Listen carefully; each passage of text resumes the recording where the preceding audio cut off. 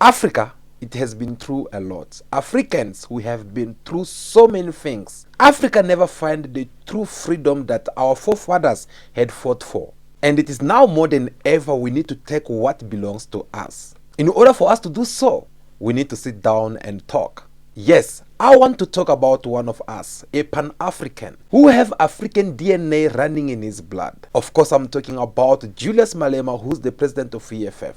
Julius Malema called for France to leave Africa once for all. He did not beat around the bush. Instead, he was very straight in his language. He asked for France to leave Africa with its affairs. Julius Malema is one of those Pan-Africans who've been fighting for one Africa currency. And one of his reasons was to see some of African countries who are still using franc CFA money, which is a French currency, since the time of colonization. So Julius Malema had to remind Africans that we don't want to rely on France.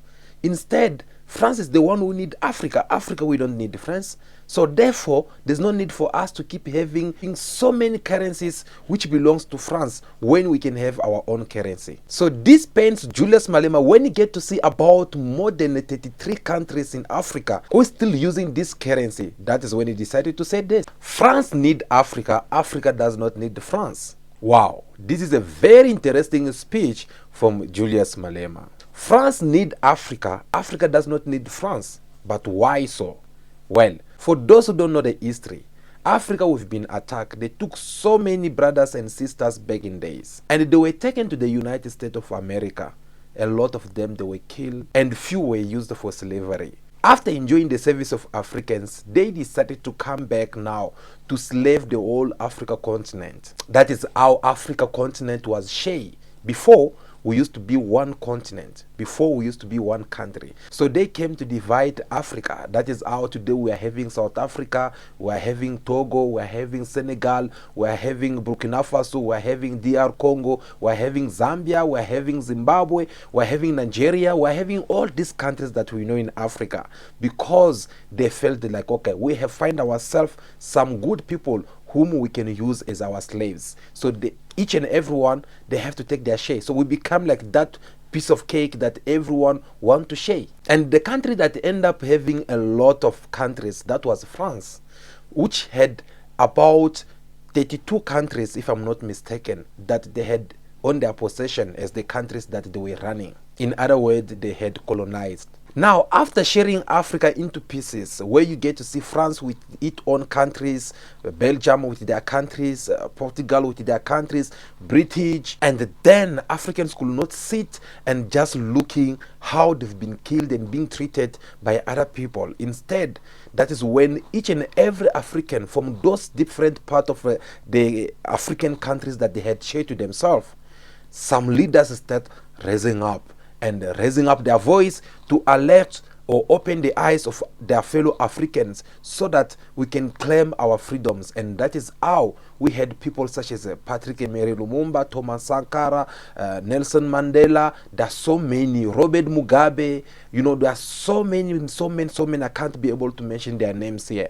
And whenever this was happening, these people now, they were living. When I'm saying these people, you know to whom I'm referring to. Of course, it is the open eye mass system. So they were now living and going to their countries. But here comes one thing. They were living physically and not financially. Do you know why? Because there was something that they need from Africa. Julius Malema just said, France need Africa. Africa does not need France. And these words were confirmed by the former president of France, Jacques Chirac, who came also and said that actually France is nothing without Africa. He made it very clear. He said France is nothing without Africa, because all the money we make in France come from Africa. So at the same time, they're giving African impression if like it is Africa who need France the most, because they're the one who comes with aids, that the one who pretend to come and bring peace, that the one who come to pretend to do a lot of things, but at the same time, that the one who are benefiting. In other words, France would be nothing without Africa. If France, or you get to talk about France today, it's because African mineral, African tax money, everything that they are having comes from Africa. And this is how they've been playing their games all these years. This is how they get to manipulate the world with this strategy of saying that no, we are here to help Africa because Africa need us, but that's not even the case. Guys, imagine that in our days, countries such as Senegal, Togo, Ivory Coast, Burkina Faso, Chad, and some few countries, all the business or big companies is being owned by France. They're the one who get to control almost everything over there. You can't even get a tender, you as a citizen of that country, because the tender have to be assigned by a specific or a certain categories of French companies. So in other words, they kind of like sitting somewhere in France, but at the same time they are controlling what is happening in France. They are the one who get to nominate minister there, starting even with the president. They get to choose a president. That is the reason why you'll notice that a lot of African countries were having this so-called problem each and every time when it comes to the elections, whether someone will come and say that they have won the election, but just because this person, they're not working with France, France will have to come and impose them a puppet president whom they will say that no, this is the one who won. They will even finance that person in order for them to make it look real. They can even talk to their media in order for media to campaign in your behalf. No matter how many people in your country hate this so-called candidate to the presidency, yet that the one will be announced as the winner, because France, they need to put a puppet president. They need to put a certain person there whom will be able to facilitate them to achieve whatsoever they need in Africa. And these countries that I just mentioned, they've been slave up to now, because each and every decision that it has to be taken in their countries, it comes from somewhere. Imagine you are a citizen of that country, but yet you are not even able to get a tender from the government, and you'll be surprised to see that people are getting tender in that countries. There are companies that belongs to the French people. How did they even get it? They are not even respecting the procedures. You know why? Because France had managed to put a puppet president or a puppet minister in order for them to be able to have access to all this. What does all this mean, in other words? This simply means to say that these people, the open eye master, they have distanced themselves. They say that, okay, fine, we are leaving Africa, but we do not give you the freedom. So we're going to stay in our countries, but we'll be observing you. We will be controlling you from far. We'll decide for you who's going to be your president. We'll tell you who's a good person for your president, a person whom we believe that can work in our favor, who will be able to do what we have to ask them, and that is how we'll get along. And that's what they've been doing for so many times. That is how you find some of the countries, after they've chosen you a president, once things go sour between them with this president, that is when you see them changing the language. They will forget about this also good compliment that they used to give about this so-called president that they had chosen for you. And then they'll change the language by starting calling this president as a dictator. All because things have gone sour between them with this president. And the proof to that is when the Ivory Coast, they have some problem among themselves as Africans. They had their own problems, and here comes France, who had the power to come and bombard another country because they are having their own conflict. Who does that? How can you go to another sovereign country and bombard because you feel like you have the power and you have the last word to say? Guys, have you even noticed on how some of the ambassadors, they get to speak to the head of the state around Africa?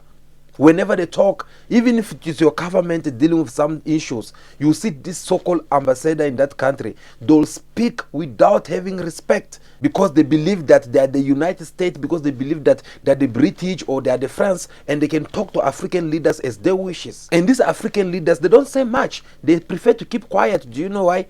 It's because they have them here. They are controlling them. They know how they put them in power. And most of these African leaders, they're the one who have betrayed Africans. And that is the reason why you see each and every time, if we are talking about having our own currency or trying to unite Africa, you'll see these African leaders, they never do anything good because they know that there are people who have the last word to say about all this. They don't really care about you. They don't care about us or what we're saying.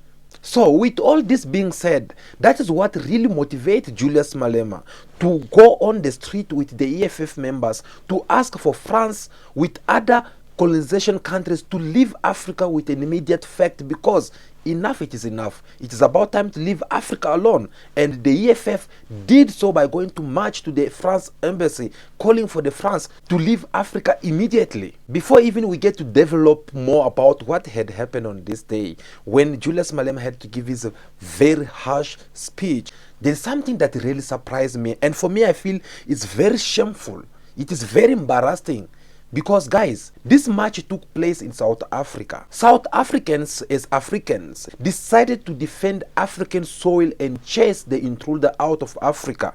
This is something which is supposed to be embarrassed by every Africans and do the same everywhere. But surprisingly, in those countries where there's this so-called France or old colonialism who have been taking place over there, they did not want to do so. And whenever I try to do something like this, guess what will happen? They'll be chased by the police with a tear gas. They'll be beaten. They'll be thrown up in jail by their own fellow brothers who's supposed to be protecting them. But instead, they decided to go and protect this so-called embassy of France, UK government or US government, because they feel like they have something to report to these open eye masked countries. And yet they want to lash out on their people. By the way, that was different with the commander-in-chief Julius Malema in South Africa, because on that day, Julius Malema was not afraid of them. What happened is that they went to the France embassy in a peaceful march, asking for the France ambassador to come out and receive the memorandum. Instead of them coming to take this memorandum, they did try to sabotage the EFF member, and Julius Malema have to come and deal with them. So this is what again I do appreciate about the commander-in-chief of EFF, Julius Malema. Wow, what a courage, what a strong message he has to send to this open eye mask. Guys, as I just told you, what these people does in other countries, yes, I'm referring to those French countries. Whenever a group of young African try to stand on their way, you know what they do? They'll put pressure on that current president of that country, telling him that, or her, telling her that there's your people who want to attack our ambassador here. Therefore, we want you to deal with them. And since these puppet presidents, they like to obey and listen to them, they'll send the police, and this police will come with tear gas and try to destroy them, as you get to see it. So they do this, and whenever they do that, that's what keep on giving them power. Whenever Africans, they want to stand up, they get to neutralize them with that. But this time they had to meet a very stubborn son of African soil who did not want to tolerate their nonsense by telling them that this is not the West Africa, this is South Africa, and it is either you come here or we have to deal with you in our own ways. You might even ask yourself, where was the ambassador when all this was happening? Look at the man standing on the roof looking at what was happening outside of the France ambassador. And that is a lack of respect for people who are marching in a very peaceful way and asking you to just come and welcome this memorandum. These ambassadors, they were doing all this because they knew very well that this is what we usually do in other countries and we always succeed. So they were taking their chances when it comes to South Africa. But after Julius Malema told them all this, they were obliged to come. And at first they told the police that we are scared. How can you be scared after killing so many of Africans? How can you be scared after taking so many of Africans into slavery? Now when you find yourself in front of a true Pan-African, you start becoming scared. Scared of what? Now let me tell you something. If this did happen in Cameroon or Togo, Ivory Coast or Chad, these people, including Julius Malema, they were supposed to be beaten by the police and chased with a tear gas, even the real bullet. That is the difference of where there is a true Africans who are determined to deal with this kind of people. And finally, the so-called ambassador decided to come and take this memorandum after Julius Malema had threatened him. That kind of courage, it is what each and every Africans need to have in order for us to make things right. So here comes the man. He took the memorandums, and then it was his time for him to pass his message. Now you see what I'm talking about? This is how you get respect. Because they try to use their strategy as they usually do to other African countries. It failed. They find someone who's very stubborn. such as Julius Malema, who told them straight away, like, don't mess up with me. We are here in peace. If you want peace, come outside here and take this memorandum. You have to acknowledge that there is a group of Africans who had marched in South Africa in order for them to ask France leave Africa. Did you listen the way it sound? It sound very polite and very respectful, because he find some Africans who were so determined to make him understand that we are not like other Africans country where you come and play with us.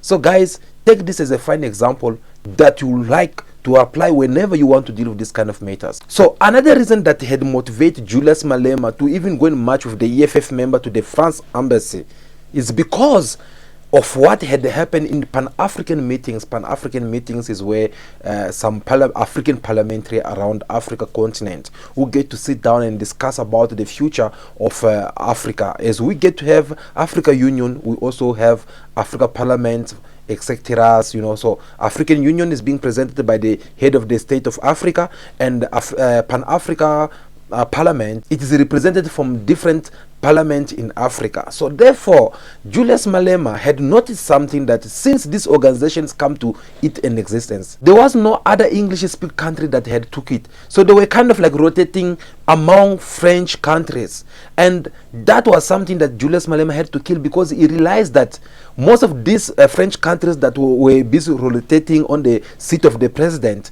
they were all puppets of the this so-called France, who have to come, like every time they have to come and tell you what to do.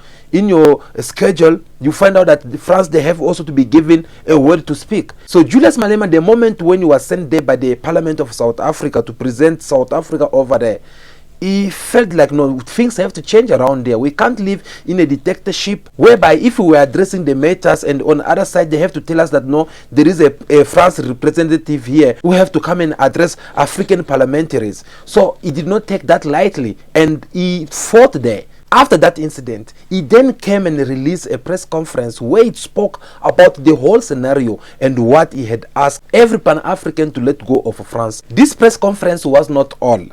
Now, the president of EFF, Julius Malema, decided to go to the France embassy, as we show you earlier on. He had a message in that referendum that we would like to discuss in details. Now, it was about time he get to read this memorandum. What was this memorandum all about? That is very true. I totally agree with Julius Malema on this one, because all we get to see nowadays with France, with these open eye masters, all they do is continue looting what they could not be able to loot in the time of colonialism. They continue to do so because they could not be able to carry everything.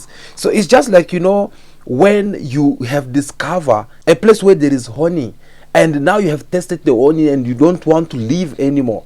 Now you are being forced to leave.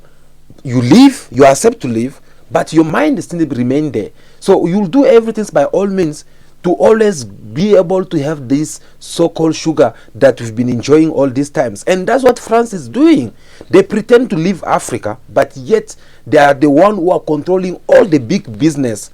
They're the one who get to control all the money, even the mineral resource. They're the one who even get to control the currency, because they don't want to go. They know that they are nothing without Africa. That is the reason why they want each and every time to make their presence be known. So I totally agree with Julius Malema on this one. Wait a minute, my people. How possible is it that in 21st century we still have some countries in Africa who are having a currency? This currency is not African currency. It's not even a currency that belongs to other African country, but instead it is a currency of a money that belongs to the country which used to colonize them back in days. The country that used to use them as slaves back in days. Yet they're still using their currency. And you know what hates me the most? For your own information, just in case if you did not know. The moment the currency that you are using, if it is not yours, which means this currency belongs to someone. And if it belongs to someone, which means it is this person who gets to produce this currency. So they'll decide for you how much of money you need, what are you going to do with it. So they get to control everything because they are your reserve bank. That is how painful these things hate me personally. That is the reason why you get to see most of all these countries that Julius Malema just mentioned. They are the one always seek or asking for help from all these open IMAS countries. Sometimes, even if they don't ask for it, they will come and say that, okay, the Europe Union, whatever they call it, and they'll be like, the EU have decided to give Gabon with so much money, or they had decided to give Cameroon this money. You know why? Because they know that we are the one who does this, and when we do this, this is what we're going to benefit. They get to control the whole things.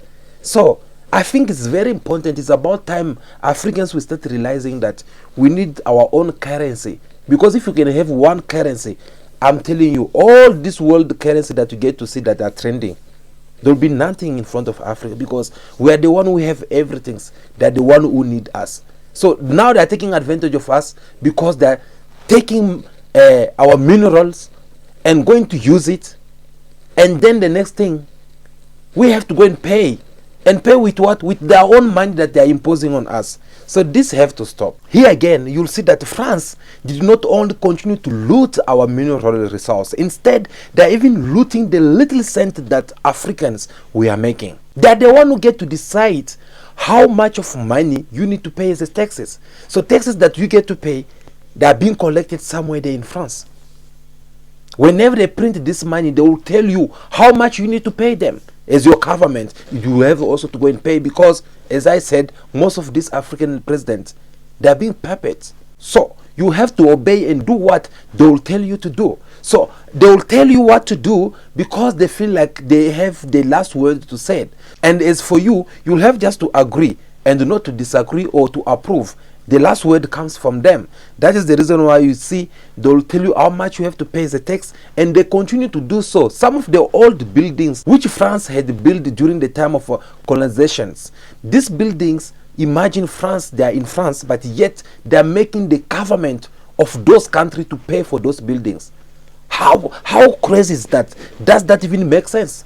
Imagine you come at my place, you impose your leadership over there. Now that you leave, you want to start making me pay for the house that you had built in my yard. Does that really make sense? That is how these people think, how clever they are, but that is not how things supposed to be. France military, they're all over Africa. What are them doing there? We don't know. They're supposedly to be there to fight some terrorists. You know, these things of terrorists, guys, you must watch us in our next videos. We have developed much about it. You'll be surprised. This is another way or another reason that these people try to keep themselves inside Africa, because they can't be in Africa without giving a fair reasons. And that is why they are coming with too much excuses, saying that no, there is terrorist attack, there is this, there is a conflict between this tribe and that tribe. We're here to bring peace. So they're pretending to be peacekeeper. No, they are trying to do so because at the same time they have come with their guns which they had produced. So in order for them to sell it out there to other government, they need to come and apply it in Africa. They need to come and apply it on Africans. They need to come and make sure that these weapons, or whether it is a bomb, whether it is a rockets, whether it is a gun or a bullet, how does it function? Because they know that Africans, we are so many, and they want to eliminate Africans. That is the reason why they are coming and doing all these things. They create conflicts which they'll come and pretend to be as a peacekeepers. They pretend to be like people who are coming to give peace, but at the same time they're busy making money. And at the same time they are doing that. They want to be in Africa so that they'll be able to control whatsoever is happening in those countries. So these excuses of them saying that no, we are here to fight terrorism, we are here to help you to deal with this problem, we are here to bring peace. Most of Africans have started realizing that no, actually these people, they are not here to bring peace. These people, they are not here to fight terrorism. These people, they are here to win from Africans. And that is how things start going sour for them. When Mali, as the first, they stood and chased them out. They were like, okay guys, enough it is enough, go back, we don't want you in our country. After Mali, it was Burkina Faso. Burkina Faso decided also to chase them out, saying that no, look, if it's about bringing peace, we're going to organize it among ourselves. What about Chad? After the death of President Dembi, what happened? Of course, his son took over, and as usual, If you are not on their side, if they are not the one who decided for you to be in power, they'll try to collaborate with you for the first 3 months to see whether you're going to comply with them, whether you're going to be one of them, or whether you're going to resist and remain a true Pan-Africans. If you decide to remain a Pan-Africans and fight against them, that is when they will use someone else to come and fight you. And that's what they've been doing. They are doing all this because they don't want to leave Africa. They are doing this because they don't want to leave that piece of cake that they have tasted, which had that beautiful sweet. Now they don't want to let go of this sweet. So guys, this message of the EFF leader Julius Malema, it is something very important for each and every African out there. It is about time we get to see things in the different ways. It is about time Africans, we need to be addressed with all due respect, as much these people, they want to be respected by everyone around the world. That is how things are supposed to be, and that is how a mutual respect requires for each and every part to respect one another, not the other way around from the way they've been treating Africans. Yes, the EFF with Julius Malema marched at France embassy, but it was not only France who did colonize the whole Africa continent. Instead, we have US, we have British, we have Spanish, we have Portugal. All of them, this message belongs to them. Yes, it's not because they had marched at France, and that means that no, it is only French countries who will have to get rid of France. It's not all about like Congo Brazzaville or Burkina Faso or Chad or Guinea Bissau. They are the one who have to deal with these people. No, this message concerns each and every Africans, wherever you are, whether you are from Mozambique, whether you are from Zimbabwe, whether you are from wherever you are. You should just know that it is about time we take control of our beautiful continent. And we can do this by remaining united. We can do this by having the love of one another. We can do this by having one language. What about that, guys? Come to think of it. Because it is also very important. These things of having one language. We already have Swahili. Because I even heard Julius Malema was discussing about this thing. Whenever you talk about Africa having one language, apparently our African brothers from Nigeria, they were kind of like, no, we are so popular, we are big in numbers, we should speak maybe one of Nigerian language, maybe it is a Igbo language or Yoruba language. Then, I mean, I still don't think it's a good idea, because there might be so many in their number, but their language is only spoken inside Nigeria, not outside Nigeria. So when we're suggesting about us having Swahili as African one language, it's because it's already been spoken in different countries around Africa.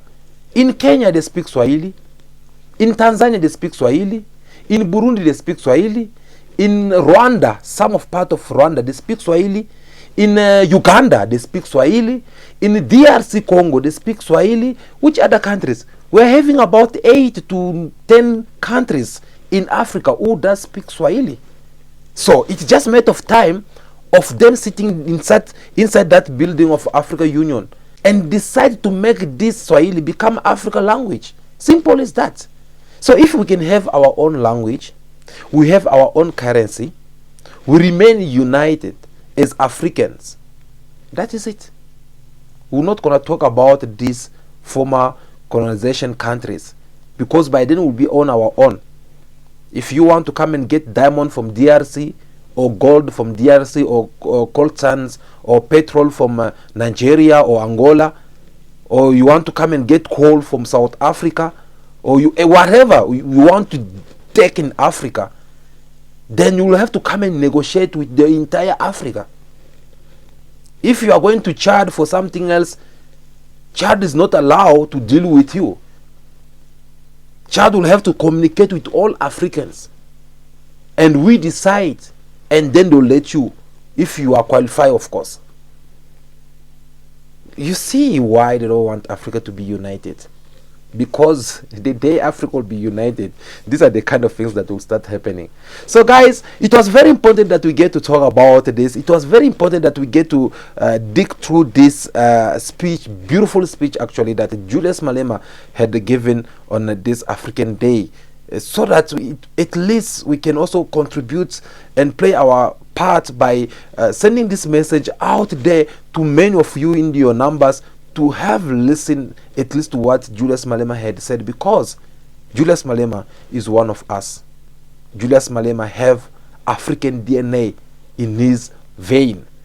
So therefore, we need to listen to him, and we need to protect him, and we need to discuss of what of what has been saying in details, and see what we can pick that can benefit Africa, because all we want is for the good of Africa. Thank you so much for watching this video up to now. I really do appreciate it. But do me a favor before you leave, guys. It is very important for me. It's very important for this big audience. This kind of message, you're not going to see it on the TV stream. You're not going to see it in the media. So this kind of message, it is only in this kind of place. What we need to do, we want it to reach in the big numbers of many Africans out there around the world, whether they are in Africa continent or whether they are all over around the world. They have to hear what we're discussing on this video. Now it is your turn. Your turn is like this video, give us your thumbs up, share this video, contribute also with your comment, because it will help us to reach even a big audience out there. But if this is your first time to watch our videos, please make sure that you don't leave without subscribing to our channel. Follow us on our social media, on Facebook, on Instagram, on Twitter, of course also on TikTok. We are all over there, because we want each and every African child to know what is happening in Africa, and on how we can get to waken up this Africa, so that we can do things in the right way. This is a new generation. This is our time. We need to do things in the better way. We need to correct where our forefathers, our grandfathers had failed to do yesterday. This is another new generation, and we need to do things in a different way. Well, that will be all for today. Until I see you again, continue to be yourself, be good, be kind, have respect for everyone in order for you to be respected. May God bless you all. I'll see you again very soon in our next video. Ciao, ciao.